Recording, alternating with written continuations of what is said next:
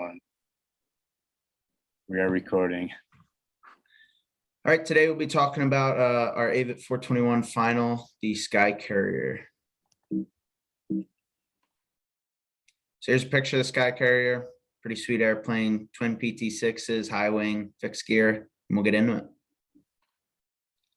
All right, so let's talk about the aircraft overview. So Cessna, Textron built the Cessna Skycourier as a low-cost option or for operations with high reliability. So, I talked about that last picture there. It's fixed wing and fixed gear. So there's not much that can go wrong with that. They're pretty simple.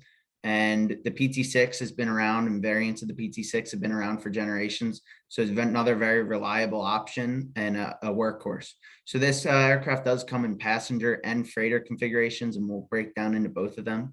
It is single pilot, and Cessna kind of calls it the Caravan's big brother. It can hold more, carry more, 19 passengers, and a much larger cargo area. And so with that in mind, it was built for ROI, so high return on investment for these companies, mainly FedEx, and who was the initial purchaser. It cruises out at around 210 knots, and it has a range of 920 nautical miles. This is empty. Now, this is going to drop down once you have 19 passengers on board, around that 400 nautical mile range. The service ceiling is 25,000 feet. This aircraft is not pressurized, so, we got to be below. We got to stay lower in the altitudes. And yeah, we'll go on the next slide. So here's the freighter version. So you can see next to it in the picture, we have a Caravan and we have a Skycourier. So the equipped price for the freighter version is $6.85 million. It's got a max payload of 6,000 pounds and a max volume for cargo of 884 cubic feet. Now, if you look at the Caravan is about 340 cubic feet of cargo room. And then the additional storage pod, cargo pod underneath gives you about another 110 cubic feet storage. So if you look at that already, it's almost double what the Skycourier can do just from the little Caravan. And so, as I said earlier, FedEx Express ordered 50 to start. They opted to add 50 more for a total order of 100.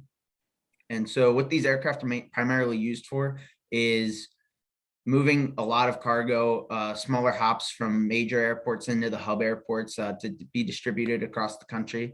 So, here in Fargo, we see a lot of Caravans, and soon this will be switching over into the Skycouriers as they become more prevalent. They were just certified a couple months ago.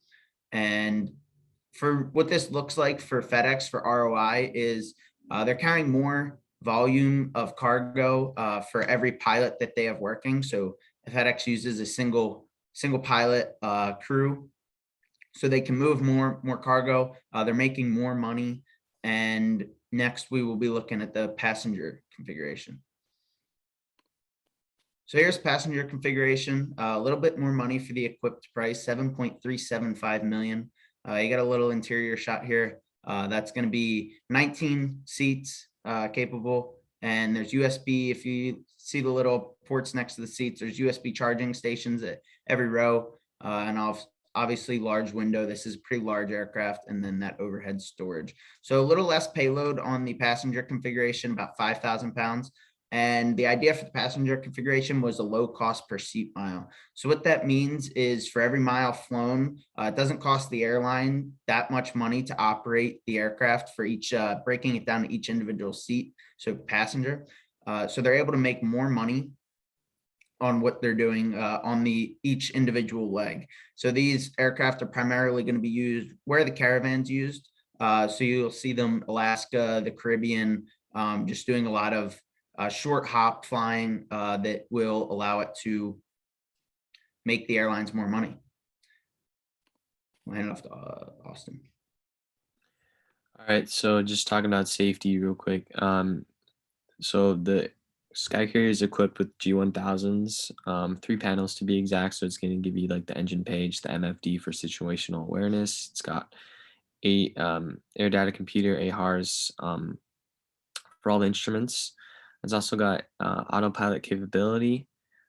Dual controls for 2 pilots. There is also an option for a single pilot option for cargo.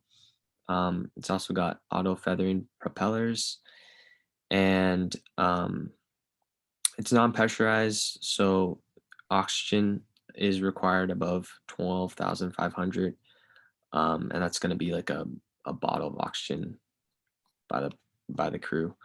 Next slide. So the aircraft is equipped with some anti-ice and de-icing equipment.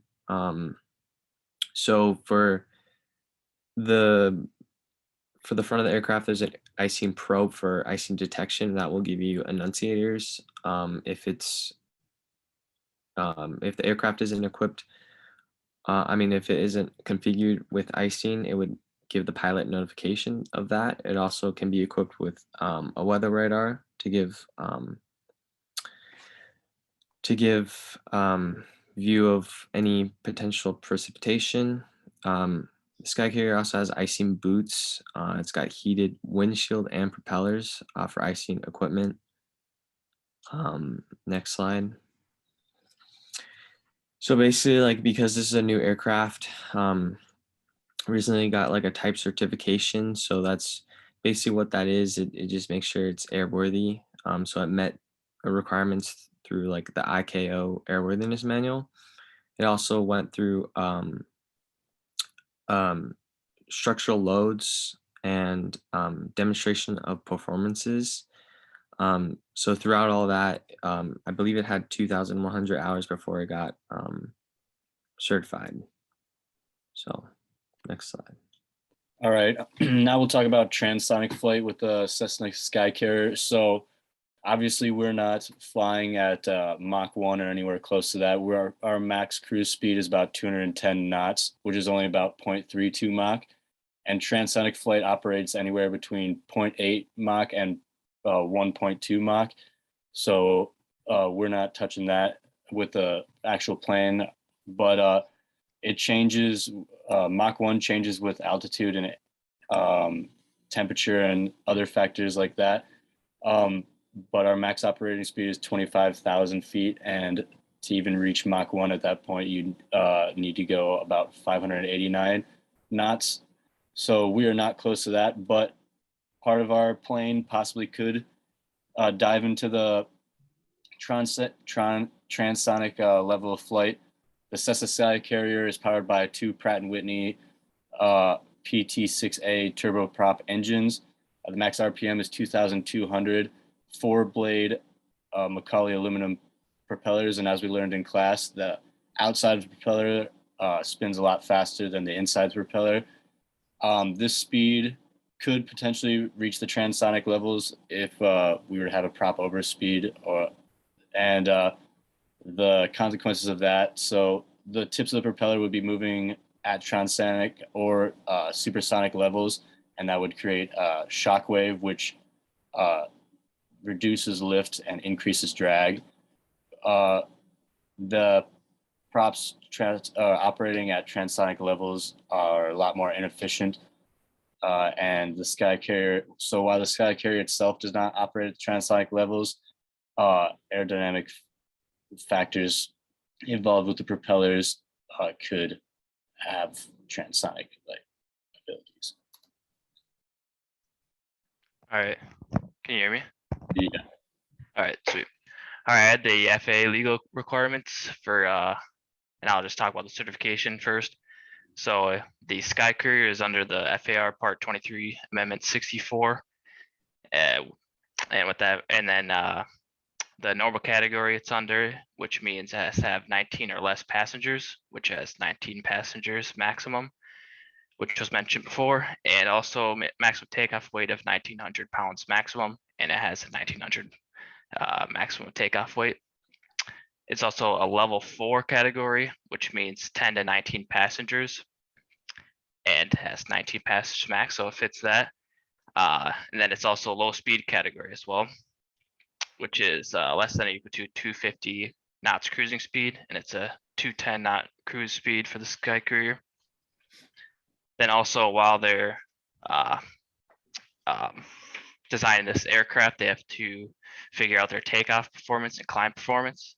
And there's differences in that, which I can read off. And the takeoff performance, they have to find out stall speed, safety margins, minimum control speeds, and climb gradients. And because it's a multi-engine aircraft, they also determine distances after engine failure, which includes accelerate stop distance, accelerate go distances, and takeoff continue distance. And then also with the climb performance, it's a level 4 airplane, so it needs a 2% climb gradient at 4,000 feet above the takeoff surface with landing gear retracted and flaps in the approach configuration. There's a lot more stuff like landing speed and stall speed, but that's just the main points I want to point out. All right, next slide. And then just the timeline, overall timeline of the whole process. The idea was launched on November 28th, 2017 with initial 50 orders from FedEx Express. First prototype flight was on May 17th of 2020. Production for FedEx started on February 3rd, 2022, and it got type certified, which I explained earlier, on March 11th of 2022. And then on the right, there's the 3 prototypes that are currently built, and that made up all the hours of their testing.